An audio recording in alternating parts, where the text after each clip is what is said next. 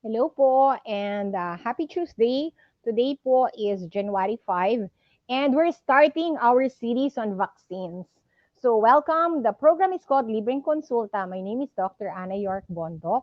Ako po, I'm an internal medicine specialist and a pulmonary specialist. I'm also po a three-term congressman, the wife of Mayor J, and the mommy po of an 8-year-old boy na ino-online schooling po namin. At nandito po ako sa Pampanga. And our mission po is to make science easily understandable or maintindihan po natin ang science para po gumanda po yung ating health. Kasi it's okay to receive health tips but it's better to understand po why we need to do that. So ito po, I hope this will open po our understanding of vaccines. What are vaccines? Bakit may bakuna? Ano po yung, paano nag-umpisa ang mga bakuna? Ganun po. And because it's time po na talaga nagbabakuna na po sila sa ibang bansa regarding COVID, it's time for us to know more po about vaccines. Kasi baka galit na galit po tayo or excited na excited po tayo sa bakuna, which is good actually. Yung mga galit, sometimes it helps po or confused or ano po, not knowing, it sometimes helps po to know the history and the science behind vaccines. And I was just reacting po to, I read an Okta research paper po. Sabi nila, less than 40% po want or even less want to be vaccinated po for COVID. Pero ang nagandahan po ako was 47%. Okay. Ito po talaga, 1 in 4 don't, only 1 in 4 want to be vaccinated. Yun po. Konti lang po talaga ang gusto magpabakuna. Konti lang din po ang ayaw na ayaw magpabakuna. But what I found very interesting was almost 47% po ng mga sinurvey po nila are still thinking about it. So ito po yung panahon para for us to correct misconceptions, to introduce po the concept of vaccines, to correct po yung mga misinterpretations or maririnig po sa social media, and to answer po questions about what we should do and our role po, the risk and benefit po ng mga bakuna. Okay? So let's start. And let's start, where should we start? Oh, obvious ba at the beginning? So ito po, our title is called The First Vaccine, and that one was smallpox. So smallpox or the first vaccine. Okay, so let's start. We have a YouTube channel. It's called Dr. Anna York Bondok. Please subscribe and follow. Kasi ho, magkakaroon po ka ng mga freebies and games only with the YouTube channel. Number two po, like and follow po din ang FB kasi meron din ho namang nangyayari dito. Number three po, kung meron po kayong mga tanong for the first vaccine and smallpox, ilagay niyo po sa baba. We promise to read it. And if you have any other COVID or non-COVID questions, we will do our best. Okay, so let's start the first vaccine, smallpox. Okay, napaka-interesting po talaga. Ako rin, ang dami kong nalaman when I research po about smallpox. So, actually, let's start. Saan ba tayo mag-start? Siguro sa beginning, ano? Kasi we sometimes, di ba, sometimes ang dami pong bioterrorism na mga movies, ganun po. Smallpox is always talked about as a bioterrorist weapon. So let's find out why. Bakit po siya interesting? Paano po nawala ang smallpox? Smallpox disappeared or was eradicated po from the planet. Who did it? Why did they do it? Alamin natin lahat yan. Okay? So, okay, what's smallpox? Let's start. Smallpox po is a viral illness. It's a DNA virus. The virus is called po variola. So, V-A-R-I-O-L-A. Paki ano lang, V-A-R-I-O-L-A. Variola. Yun po, yan, is what causes smallpox. So, ayan, variola po, it's a virus. Opo. Okay, so, smallpox is a really old disease. Nagulat nga rin po ako as I was researching, panahon pa ni Cristo and even earlier, BC, before COVID, ano? Apparently, nakahanap daw sila ng mga mummies that had smallpox, okay? So, it's an ancient disease po, and talagang ano ho, very similar rin ho to COVID. Baka tanungin nyo, paano ho ba nagkaka-smallpox ang mga tao and nakakamatay ho ba yon? Okay, first of all, ito nakakatakot talaga. There's really no cure for smallpox, and 35%, there is a death rate reaching up to 35%. Or sabihin po natin, if 100 people would get smallpox, 35 po would die. Okay? And those who recover po, usually, nagkakaroon po sila ng bulutong all over their body. And it leads po to severe scarring. And once you get it around your eyes po and cornea, marami hong nabubulag pa. So, tingnan po natin, nakikita ba sa close-up yung ating picture? So, talaga pong bulutong talaga ho yung mangyayari dyan. And there is no known cure. And 35 or 3 out of 10 po will die. So, matindi po yan. Okay? So, paano ho ba nahawaan yung mga tao po ng smallpox? Well, similar to COVID, droplets. Okay, talaga droplets. Panahon pa ni Cristo may droplets. Okay, droplets. Pagbahin po ng mga may smallpox, yes, they can get ano po. Very rare po yung aerosols, but it happens, which is floating around the air, lumalayo. So talagang face-to-face transmission daw ang sinabi po nila, no? Or in the modern term, F to F. So aside from that po, yung mga bulutong po na talagang ano ho, the fluid of that, once it touches your skin or a wound, lumilipat ho yung virus and you can get smallpox. So ano po yan, ano? It's inhalation and contact. Contact po dun sa mga fluids coming from the bulutong. So siguro mga doktor have to also be careful. Okay. So yun po yon. So how did they, so it has been, nung panahon po ni Kristo and throughout history, dami po talagang namamatay ng smallpox. They were known to cause plagues. It was really, really, really very scary. So, yun. So, during that time po, people and yung mga ancient doctors, they had really looked for a way po para to protect themselves from smallpox. And one of the ways that they call this po is what we call a variolation. Ano po ang variolation? Okay? Which is, I was very interested. What is variolation? It comes from the word variola. Nung unang panahon daw, yung mga tao po, no, in an effort to protect themselves from smallpox, they will scratch yung fluid po from the bulutong. Kinukuha po nila, then isinescratch po nila sa kanilang kamay mismo. And yung iba naman dry po yung dried scabs or yung kasi the pustules or the bulutong po, like similar to chickenpox, tumitigas po yon. Yung pagkatigas po niya yon, the scabs, they dry it. And then they pound it. And then nung unang panahon po, they inhale it through their nose. So pilit ho nilang they expose themselves literally po to smallpox. Hopefully po, to make themselves immune. So, ang nangyari po, nalaman po nila that the people who did this variolation, small scratching lang po, and inhaled the freeze-dried scabs, magkakaroon po sila ng signs and symptoms of smallpox, which is the fever and the rash. Pero mysteriously po, hindi sila namamatay. Unlike yung mga natural ho na nahahawaan,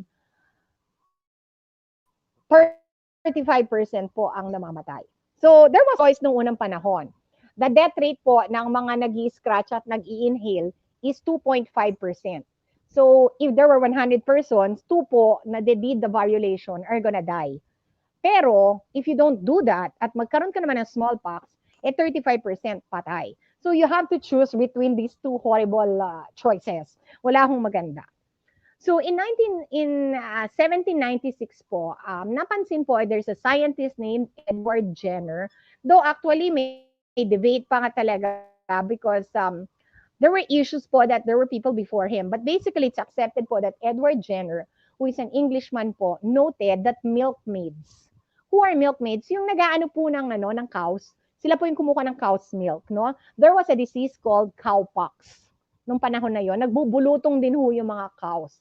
Ngayon ho, yung mga kumukuha po ng milk or the milkmaids, they develop po cowpox in their hands kasi nakahawak sila dun okay, into the sick cow. Hindi malinis nung panahon na yon, okay?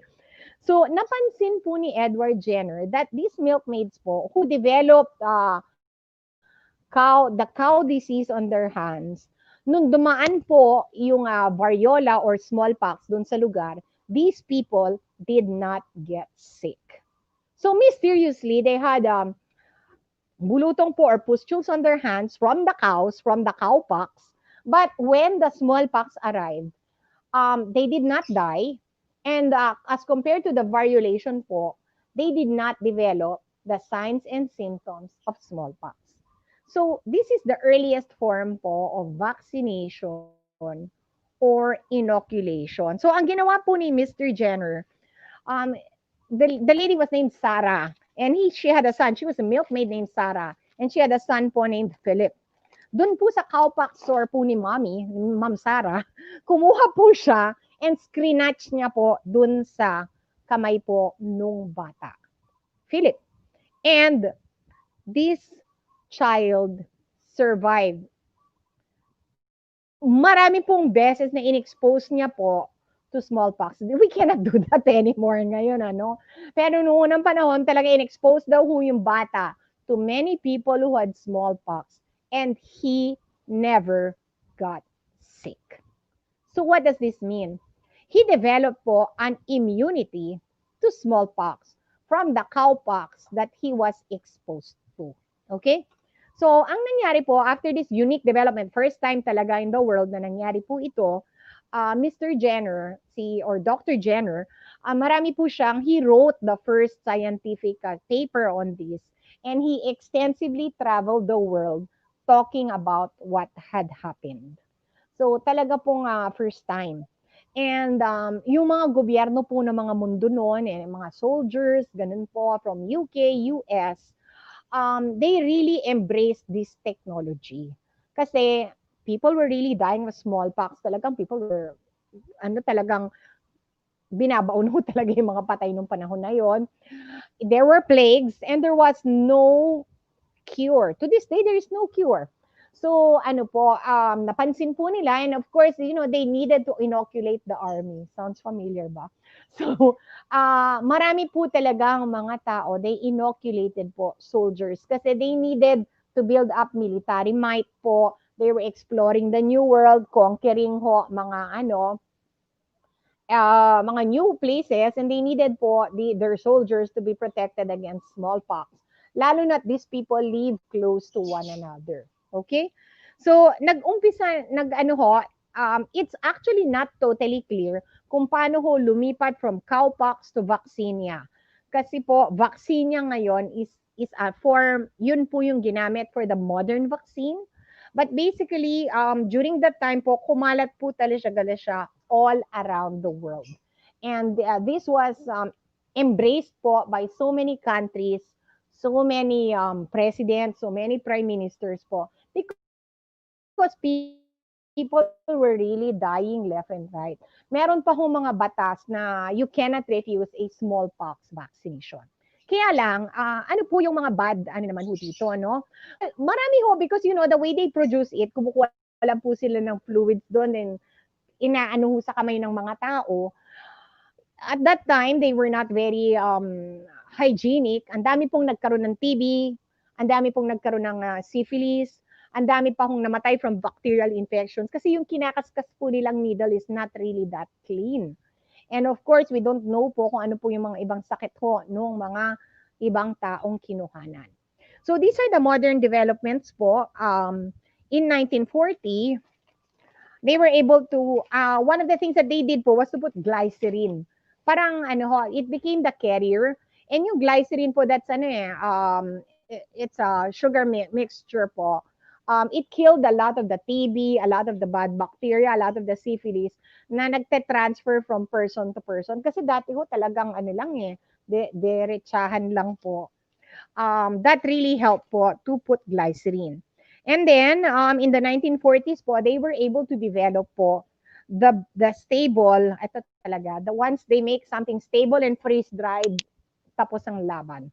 So they were able po to make a stable freeze-dried vaccine which could be transported around the world and stored. They were also able to develop po a needle. Noong unang panahon po, they prick you numerous times. And uh, para ho malagay po yung vaccinia virus or the stable freeze-dried vaccine. So in 1959, the WHO, meron naman pala silang nagawang maganda, started the global eradication po of smallpox. And smallpox is very unique because it travels only from person to person. Wala pong animals involved. So once you vaccinate everyone, there will never be another smallpox. And meron po silang in the US, and then in 1967 po talagang nag-start na po yung global smallpox campaign. In 1952, the last po in the US. Europe, 1953, wala na pong smallpox. South America, 1971. Asia, 1975. And Africa, 1977. So that was the last po, And in 1975, the last case po of variola major occurred in Bangladesh. In 1977, the last po variola minor was in Somalia. And in 1980, this is very interesting po. The last person died po of may namatay na po, nalaman na airborne in the UK. And in 1980, the world was declared free of smallpox. So today, the smallpox exists na lang po in two areas in the world. one of which is the CDC in Georgia, and the other one po is, maganda to, kaya maraming bioterroristic eh. The Center of Virology and Biotechnology po in Russia. So these are the only two places in the world po that carry the smallpox. And that's why we have a lot of science, parang mga science fiction ganon na somebody, a terrorist will steal the smallpox vaccine, okay? So bakit po nangyayari na bioterroristic, okay? Kasi lahat po ng nabakunahan ng smallpox is 1975 and below. So most of these people are very much older, or those some po na who were born after 1975, before 1975, nabakunahan, but most really po ng major na nabakunahan are in their 80s, 70s, 60s, ganun po. So, most of the population of the world ngayon has never been vaccinated against smallpox. So basically, we are now what we call smallpox naive.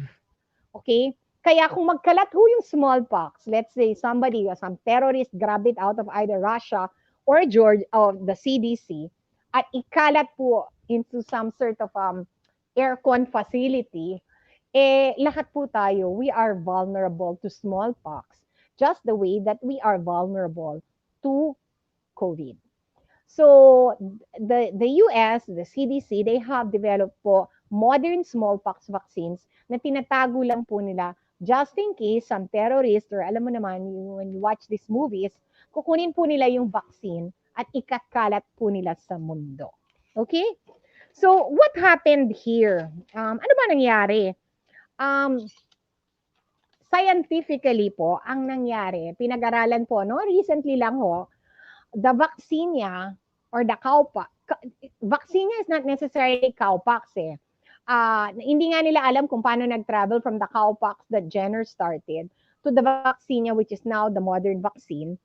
But it is what we call antigenically similar to smallpox. So basically, you can never get smallpox from the vaccine because it is not smallpox. And ano po, there is no amount po talaga. It is a live vaccine, but it does not contain smallpox, and it cannot give anyone smallpox. So ano pong meaning ng live vaccine? There were difficulties in giving this vaccine kasi po meron ho talagang mga side effects. In fact, 1 to 2% po were actually serious side effects. But if you think about the 35% po naman na namamatay ng smallpox, magpapabakuna na ho talaga kayo. Okay? So, what can I say pa? Ano pa ba? What happened? What is the meaning of antigenically similar? And pupuntahan po natin to because I really want to go into how vaccines work. But basically po, the cowpox or the vaccinia was antigenically similar to the smallpox or the variola.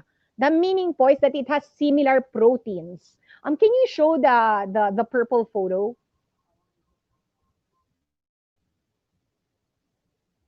Ayan po. What's an antigen? The antigen po is the protein around the virus. The COVID has mga protein spikes around it. I sent another one, the one with the Y. Did you get the purple photo?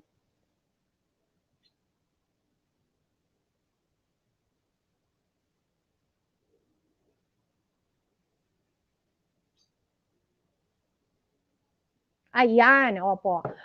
Sabihin po natin that the ano po the purple round thing, the one that's sticking out, those are the antigens. So yun po yung mga proteins that make the virus unique. Ngayon po, do you see those things floating around the pink? Yun po yung antibodies. Okay? So, sige, let's take out the photo po. Antigenically similar means that the proteins on the surface po of the virus are similar in vaccinia and variola. So, ano po, and when you are exposed to it, the variola po, gagawa po ng antibodies ngayon yung inyong katawan. Who makes the antibodies? It's the white blood cells. So, malalaman po nila yon. They will see the antigen. They will recognize the antigen as not part of the body, invader, And then gagawa po sila ng mga antibodies. The antibodies will come out of the white blood cells and either fight with the antigens directly or kakabit po sila sa antigens to call other cells po na awayin po yon. And mag-aaway ho sila and that's what's going to destroy the virus. So each virus, each bacteria, each invader has a unique antigen or protein. And once the body recognizes that as, hindi to parte ng katawan ng tao, okay, gagawa po silang antibodies. Si antibodies po, aawayin ngayon si antigen. And that's what happened po dito. The vaccinia was recognized as an antigen. Ngayon, since the antigen of the vaccinia and the smallpox are similar, the antibodies that were produced with the vaccine, pag nakita po yung smallpox, let's say the smallpox entered your body, may antibody ka na po for the vaccinia, those same antibodies will recognize the variola or the smallpox and kill it. So yun po that is that is the scientific basis po for vaccination. It is recognizing something in your body which is not supposed to be there for the first time, and then forming antibodies. And then later on po, pag dumating na ho talaga yung sakit, which in this case was smallpox, the second exposure, kasi the first exposure was the vaccine, di ba? Gumawa ka na antibodies to sa vaccine na yon. Ngayon, the second exposure, yun po yung variola or smallpox, may antibody ka na sa katawan mo. Ngayon si antibody, ito na naman yon, awayin o go. Yun po yung nangyari. Okay? So I don't know if you got it. I'm trying to give it po in as much as, ang hirap na nga po maging Taglish, ang hirap pa po maging malinaw, but I'm very well open po sa questions. So this is how the modern vaccination po started. Because of a disease that was laganap po talaga, high death rate, desperate persons, and modern science, the accident po of modern science, that people observed that someone or a milk exposed to a different illness did not develop variola. And they put that together and the concept of vaccination happened. So yun po yun. Thank you very much for listening. Our first vaccine is smallpox. And smallpox has been eradicated. Smallpox resides na lang po in 2 areas. And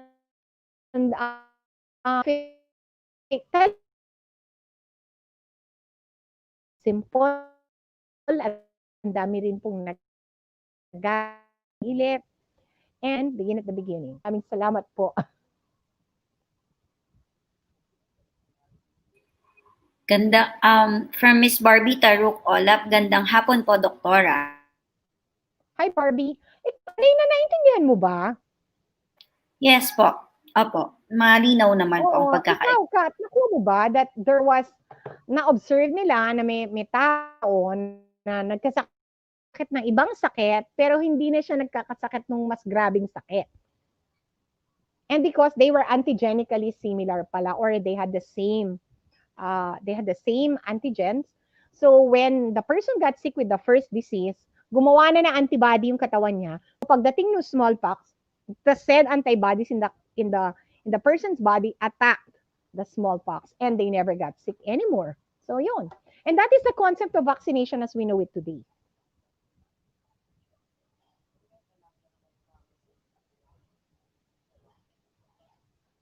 So sige, meron bang gustong batiin? And please ask any questions. You're very welcome po to ask. Miss Adrilen Samulde, good afternoon po. Hi, ma'am. From Miss Sarah Yambao Silvestre, good afternoon po, Doktora. Hi, Sarah. This lady is my former employee with 2 cute boys. Ayan. From Miss Aloha Big Bear Hug, hello po. Ang cute talaga ng pangalan ni Aloha. Yes. From City Ruya, Anin Nabith, magaling ang China sa mga eksperimento. Sana mangyari yan. Sakupin nila tayo at maging mahaba ang buhay natin kaysa sa kanila. Ma'am, well, I don't know, gusto niyo ba? Well, sinasakop na ho nila yung Western Philippine Sea, ma'am. So, malapit na lang. But siguro parang we don't want to become Chinese naman, ma'am. Mahirap yun. Ito lang and I would like to mention this. Uh, there was an article that came out in the New York Times. I actually asked my husband to read it. Nakalagay po that China really conquered the vaccine, pero yung ano talaga nila, yung kanilang measures were really as in kakalad ka rin ka sa bahay mo rin na wag ka na magtanong. Okay? The moment you become positive, you will be dragged off. And talagang to a government center, no questions asked, no ano talagang there is no freedom of choice. Um because that's the way their government works. But you know, you could think about it on the other hand, they are free naman because they are now COVID free. So you just have to choose. Do you really pumili ka? Ganon. So to say something like that is really very controversial po. And I don't know. I guess we would think about it. Do you want to be dragged from your home and from your family? But on the other hand, it's for the greater good naman. So, and we will be able to eradicate COVID po baka in 2 weeks. So mahirap po, mahirap po. They have had to sacrifice a lot. Think about it po carefully. Kasi meron naman pong good points at meron naman pong bad points. Pero ako po, I'm proud to be Filipino and I would not like po to be under a Chinese government. From Miss Despite how Serena, COVID-free it is. Opo. from Miss Serena Gabriel, gandang araw po, Doktora. Hi, ma'am. From Miss Maria Teresa Ngo Nazareno, good afternoon, Doktora. Interesting topic again. Thank you. I really learned a lot, you know. And as we go through these vaccines, I think I'm going to learn more about immunology po. Immunology po is the science of our immune system. And we're going to learn a lot.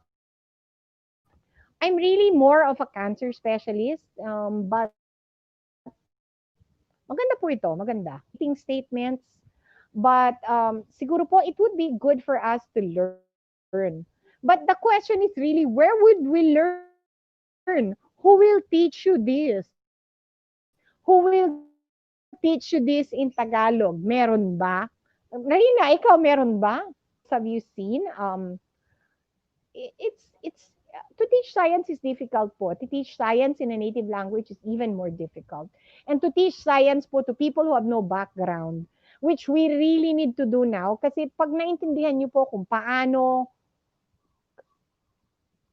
you will marvel po at modern science and magigets niyo po kung bakit may bakuna.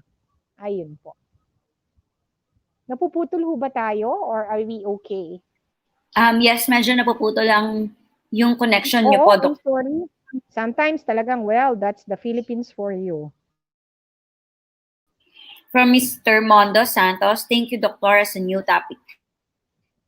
Oh, thanks, sir. Ako rin, nagandahan ako dun sa topic. Opo. And I personally learned a lot. From Miss Marilyn de Makibo, good afternoon po, Doktora. Thanks for this new knowledge. God bless po. Thanks. Pag may nagtanong ho ng trivia, what was the first vaccine? Smallpox. From Miss Marilyn de Makibo, good afternoon po, Doktora. Thanks for this new knowledge. God bless po. Thank you.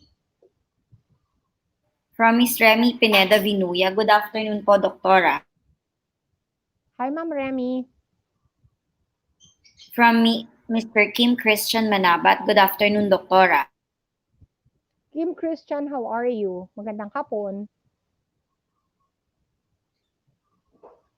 From Miss Filipina Larin, good afternoon po. Hi, Ma'am. From Maybis Ahemco, gandang hapon po, Doktora. Malinaw po, very informative. Yes, Ma'am. Sometimes, don't hesitate to ask question pa. Kasi maganda ho talaga eh. Ay, hindi naman ako ganun katanda ha. I want to reveal. Ako po ay nabakunahan ng smallpox when I was a little kid. Kasi parang we were traveling somewhere, I cannot remember anymore. Nung panahon na yun po, there were requirements to traveling. So, well, anyway, 1975, buhay na po ako noon. And nabakunahan po. I think I was, sandali, ba't nga ba ako nabakunahan? Mga 1980 na po ako nabakunahan eh. I think they were still being, um, they were still being cautious. Kasi I remember po nabakunahan ako before I went on a Southeast Asian tour. That was around the 1980s, Reina.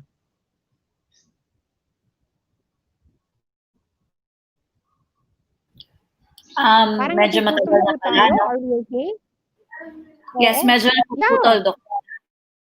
I think I was vaccinated po sometime. I remember to be vaccinated sometime in the 1975 because I still remember that eh.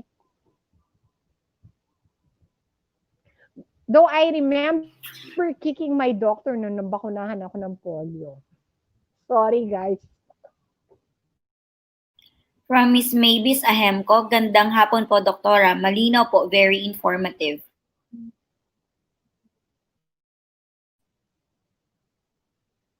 From Miss Thank Belma you. Suwoborin, Suwobiron, talaga. A blessed afternoon, Doctor. Hi ma'am. From Miss Punsalan, Jerjem, hi po, Ay, ito Doktora. si Kapitana, ma'am. Namiss ko kayo. How was your New Year? From Mr. Rolly Tyson Joaquin, hello po, Doc. Good afternoon. Sir Rolly, how are you? Good afternoon po. From Miss Cindy Abinas Cantillo, hi po. How po ba ang vaccine is effective to the recipient of the vaccine? Thank you po. Ito it's very interesting nalaman ko ito. I researched this po, no? Um, the smallpox vaccine was 95% effective. Pero very interesting 1 to 2% po have side effects that are quite serious. So, ano po talaga, ito po, the modern smallpox vaccine is the freeze-dried cough, CALF, from cows po. Lymph vaccine, 95% effective, but 1 to 2% po have serious, out of 100 persons, 1 to 2% will have a side effect. So, vaccinated, you might be part of the 30% who will die. So, saan ka pipili? Dun sa 1% o dun sa 30%? Yun po talaga yun eh. And that's what we talk about when we say when as doctors, we talk about risk versus benefit. What is the risk? 35% po will die. Ano po yung risk ng bakuna? 1 to 2% po will develop a serious side effect. Saan ka lalagay? So yun po yun. Is it effective? It was found to be 95% effective. And actually po, na-eradicate po talaga ang smallpox sa mundo because of this vaccination. Violently opposed to vaccines. Naku, Diyos ko, gusto niyo ho bang bumalik ang smallpox sa mundo? Nakita niyo naman ho yung itsura po ng tao. Yung gumagawa nga ho nung poster namin natakot. But that's the way things were before vaccines. And remember, the modern vaccine was only 1940. Baka yung lolo't lola nyo, buhay pa. I mean, baka yung lolo nyo 1940. Oh.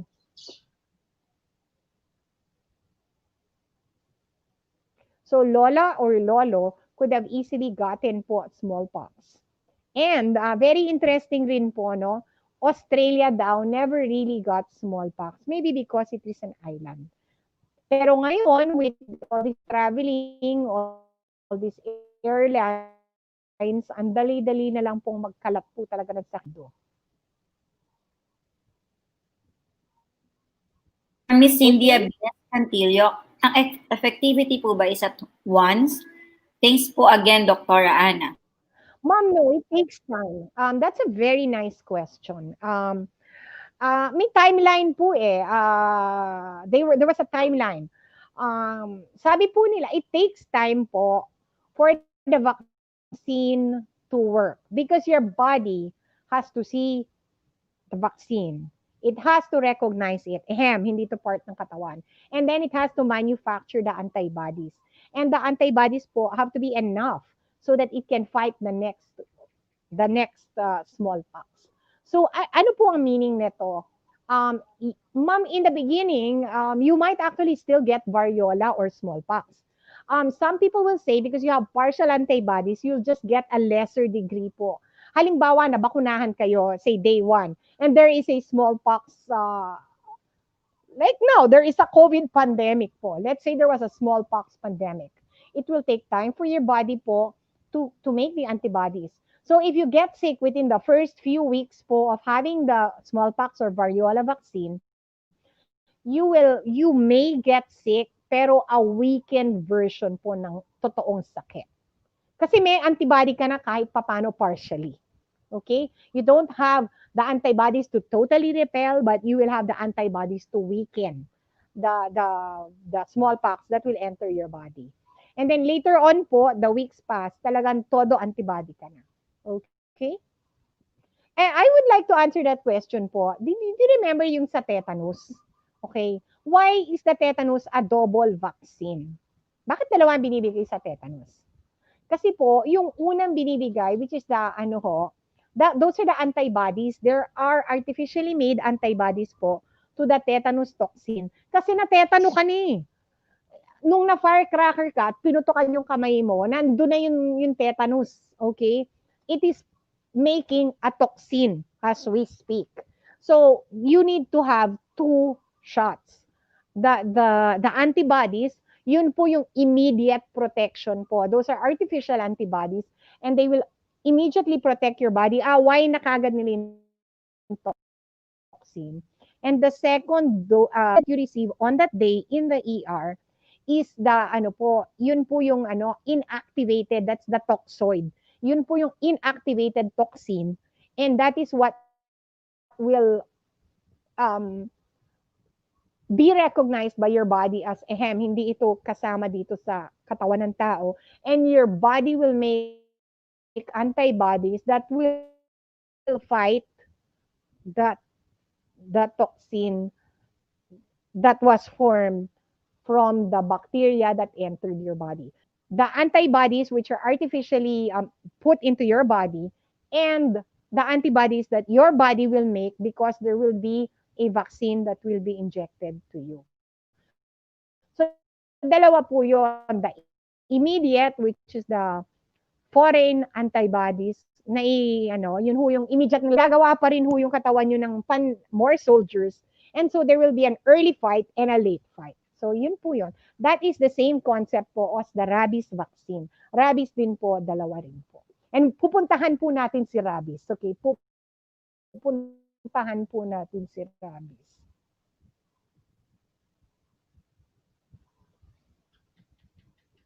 So, maganda yung tanong ni ma'am. You will not get, like, nabukanahan ka today. Tomorrow, may smallpox na dumaan doon sa barangay nyo. Maso-smallpox ka ba? Possible. From Miss Marina Guevara, hello po, Doktora. Hi, Ma'am Marina. From Miss Cindy Abines Cantillo, nabasa na pala to, Doktora.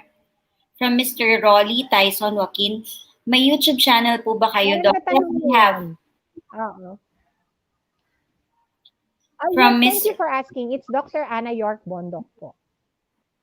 From Miss Rowena Mariano Lakad, Oy, hello po. kaibigan ko yan. When, how are you? From Miss Corazon Rafana Nespejo, hello po, Doktora. Kamusta po kayo? From Vegan City. Oh, layo nyo, ma'am. From Miss Thank you for joining us. From Miss Punsalan, Gem, okay naman po. We miss you, Doktora. Salamat po. From Miss Beth Taruk, hello, Doktora. Gandang hapon po.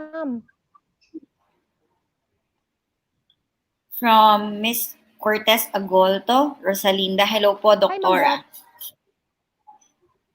That's Ma'am all that we Parating have yan for today, bumabati. Doctor. Thanks for always joining.